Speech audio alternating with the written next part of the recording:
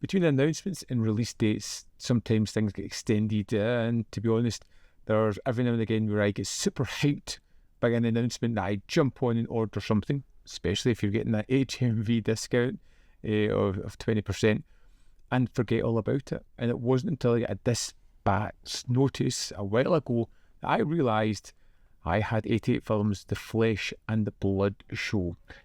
7 films from Pete Walker, a director who, admittedly, I knew very little about, but looking into the films, they all kind of seemed like something that's in my wheelhouse. 70s British exploitation horror films, kind of regional feel to them.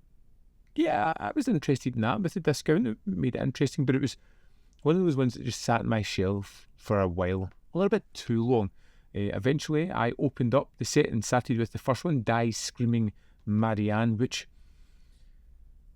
as an introduction to Pete Walker, didn't really give me exactly what the director would become, but gave me enough of a flavour that I was really interested. It felt like a giallo film of sorts. It had those kind of aspects. We open up with our main character on the run from the police, hitching up with somebody, and it felt that way.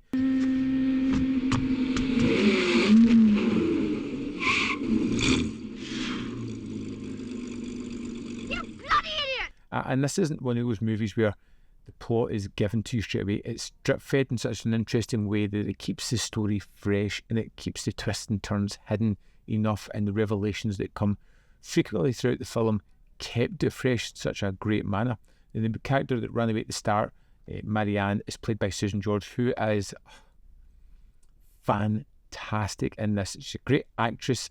At this point, she is just terrific. And she gives a wonderful performance as Marianne. This woman who you can kind of tell has that X factor about her. There's something interesting and captivating about this woman.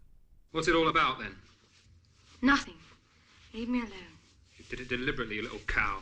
And at the start, you kind of see her in a whirlwind romance with someone until she feels as if she's getting pushed into a marriage she doesn't really want to do. And when she's at the ceremony, she kind of changes names from the groom to the best man, kind of thwarting his marriage proposal.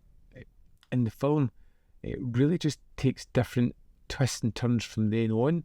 And I don't really want to go too much into huge aspects of the film because I feel as if some of them are just really interesting to discover. I love this period set. At its time, it was a current themed movie, but now looking back, I love the period, the clothes, the cars, the way people talk, the whole lifestyle that's going on here. It's just wonderful to soak that in.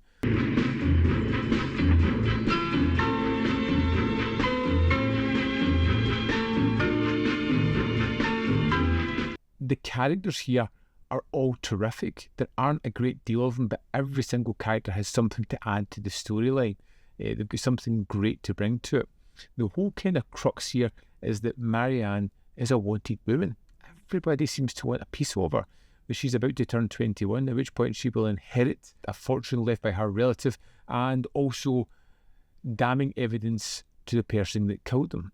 And then you have the stepfather and the stepsister wanting to bring her back into the fold. We've got men fighting over her. We've got Marianne at the heart of this one, who's seemingly somewhat aware of everything that's going on, but doesn't have the full information. Not enough to convict him. Besides, it was hushed up in the name of British justice. Now, this film kind of jumps about at the start and it moves really quickly through all these characters and situations, and it's always really well done in a story sense, as in you jump straight into something, you don't have all the information, and as it goes through the sequences, it's slowly revealed and becomes like a kind of, oh, that repurposed everything that I've seen before.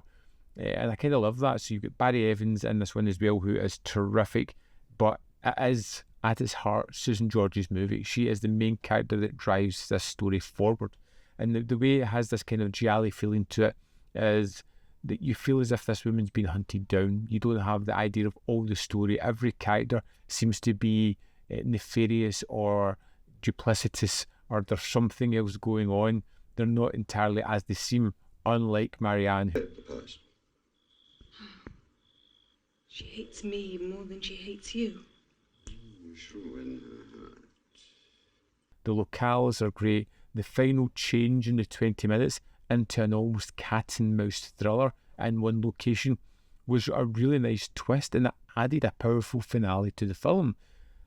As far as this set goes, this was a great starting film. A great story, changing locales, a wonderfully twisting tale, some great performances and actors, and how they have this chameleonic-like change within them from being someone that you quite like to someone that's just, hang on, there's a little bit of a warning there, to someone that's like, run now, far away from them. Was terrifically done. It's shot really well, and it's made me really interested in digging deeper into this set already, which I will definitely do. Great opener, loved this one, and yeah, we'll carry on with the set and see how the rest of them play out. But I'd love to know your thoughts on Die Screaming the Marianne. Let me know in the comment box below whether you loved it, hated it, whatever. Pete Walker, is he someone you're familiar with? Have you seen a lot of his movies? Where would you rank this in his filmography? As always, there is more content up here. You can see more of my stuff. In the description box below are links to Patreon, membership program, and manvfilm.com. Always, in which you can support me. Thanks for watching, and I'll see you next time.